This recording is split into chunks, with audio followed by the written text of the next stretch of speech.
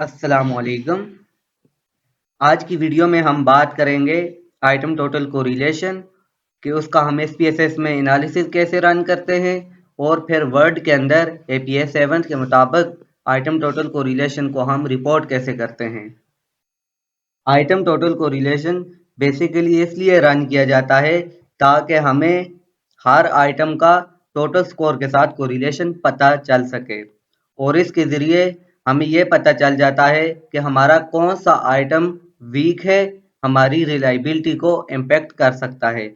यानी बेसिकली इसको रन करते हैं to check the internal construct validity. तो चलिए स्टार्ट करते हैं कि हम इसका एनालिसिस बेसिकली रन कैसे करेंगे। तो सबसे पहले आपने एनालाइज के अंदर जाना है। एनालाइज के बाद कोरिलेट और यहाँ पर बाइवेरिएट के अंदर आना है।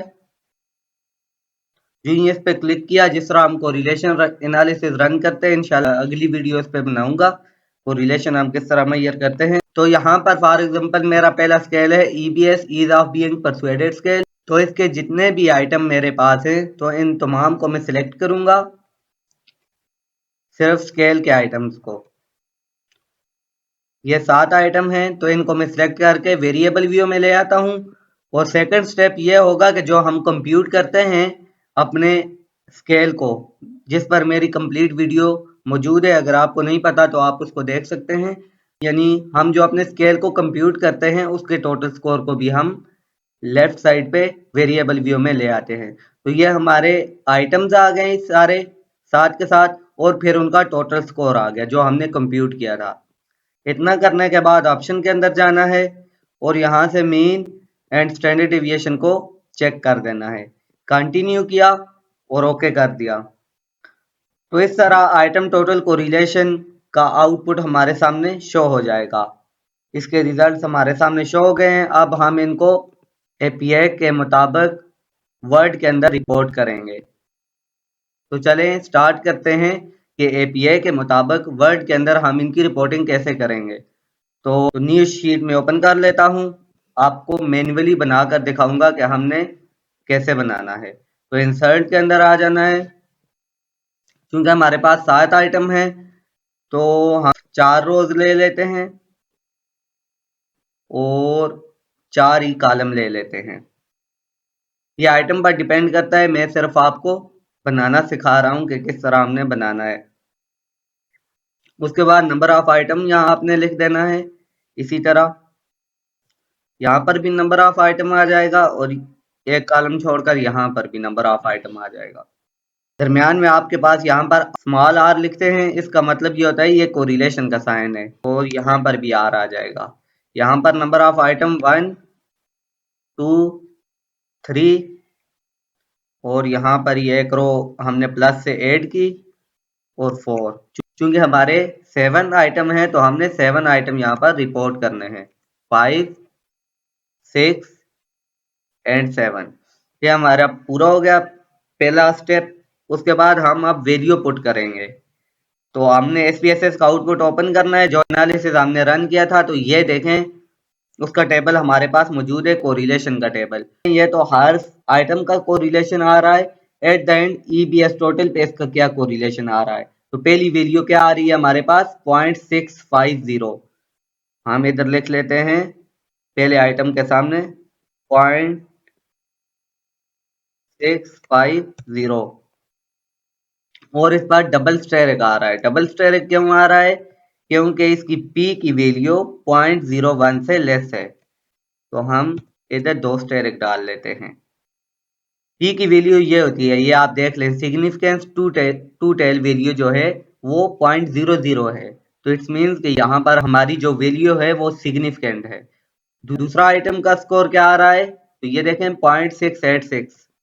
तो हम लिख लेते हैं 0.686 और डबल स्टेरिक इस पे भी आ जाएगा।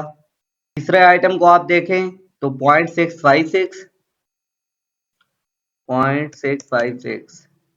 स्टेरिक आपने खुद डालने। अगर नॉन सिग्निफिकेंट आ जाए, इन केस के वैल्यू अगर 0.05 से अबाव चली जाए तो फिर स्टेरिक कोई नहीं लगेगा।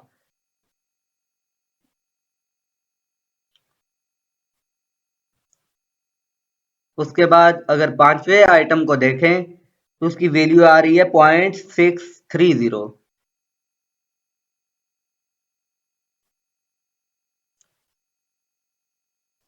स्टेरिक डाल देने हैं क्योंकि ये तमाम वैल्यूज आप चेक करें तो 0.01 से लेस है, ये 0.00 ही है तमाम। उसके बाद छठे आइटम को देखें तो 0.845 आ रहा है, 0.845। लास्ट आइटम है सेवंथ, तो सेवंथ को आप देखें तो उसकी वैल्यू हमारे पास आ रही है 0.530।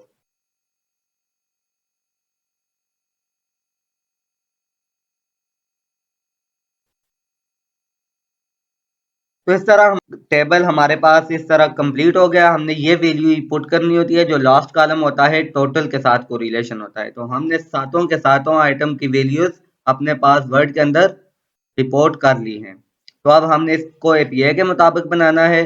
तो सबसे पहले अगर तो टेबल को देखें उसको आपने सिलेक्ट ऑल करना है। यहाँ पर जाकर इसी तरह नो बॉर्डर, फिर आपने बॉटम बॉर्डर को सिलेक्ट करना है, फिर इसी तरह आपने फिर टॉप बॉर्डर सिलेक्ट कर लेना है। दो हो गए। इसके बाद थर्ड स्टेप आपका आ जाएगा कि आपने टॉप रो को सिलेक्ट करना है और बॉटम बॉर्डर अगेन सिलेक्ट कर लेना है। अगेन आपने पूरा टेबल सिलेक्ट करना है।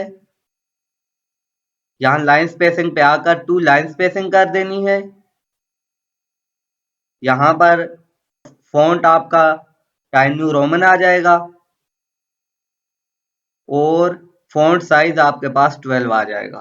तो ये टेबल हमारा कंप्लीट हो गया। टेबल में एक चीज आपने ख्याल रखना है, ये आर इटैलिक होगा। यार दोनों मैंने इटैलिक कर दिए हैं। उसके बाद अब ऊपर आ गया कि टाइटल हम क्या देंगे। तो टाइटल मेरे पास दिया हुआ है, आपने यही टाइटल लिख देना है।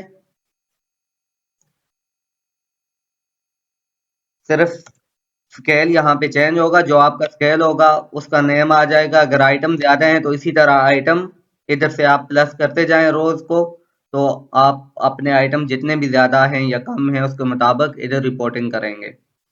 तो मेरा जिस तरह स्केल है कि ease of being persuaded scale का था, तो मैंने वो लिख दिया आइटम टोटल को relation of ease of being persuaded scale.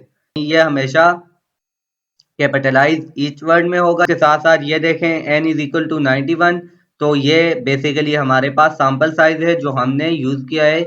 हमारा सैंपल 91 का था, आपका जितना भी होगा आपने वो लिख देना है। ठीक। उसके बाद नोट आ जाता है। हमने नोट के अंदर यहाँ पर बेसिकली एक ही चीज मेंशन करनी होती है, वो है पी की वैल्यू। पी आपने लिख देना है और double asterisk means P is less than 0.01। तो यहाँ पर जितने डबल स्टेरिक हमने यूज किए हैं, इसका मतलब यह है कि हमारी P की वैल्यू जो है वो 0.01 से लेस है। एक बात याद रखना कि ये हमेशा फॉन्ट साइज नोट का जो होता है वो 10 होता है। तो इसको 10 कर लिया हमने। उसके बाद इसकी डिस्क्रिप्शन आ जाती है।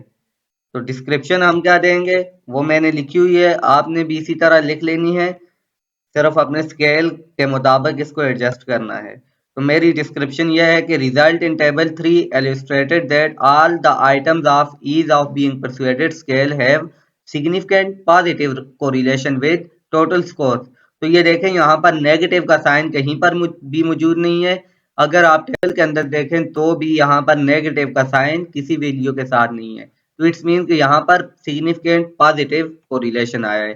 सिग्निफिकेंस की वैल्यू हमें कैसे पता चली है, तो ये देखें कि जो पी की वैल्यू है वो 0.05 से लेस है। तो यहाँ पर तो 0.01 से भी हमारे पास लेस आ रही है। स्टेरिक हर वैल्यू के साथ आने का मतलब ही ये है कि ये सिग्निफिकेंट वैल्यू है। अगर हमारी वैल्यू के साथ इनकेस स्टेरिक ना आता तो इसका मतलब यह था कि वो आइटम वीक है, वो कंसिस्टेंट नहीं है, उससे कोरिलेशन नहीं आ रहा। तो हमारे केस में तमाम आइटम्स जो है वो पॉजिटिवली कोरिलेटेड है। किसके साथ? टोटल स्कोर के साथ, जो कि ईबीएस का है।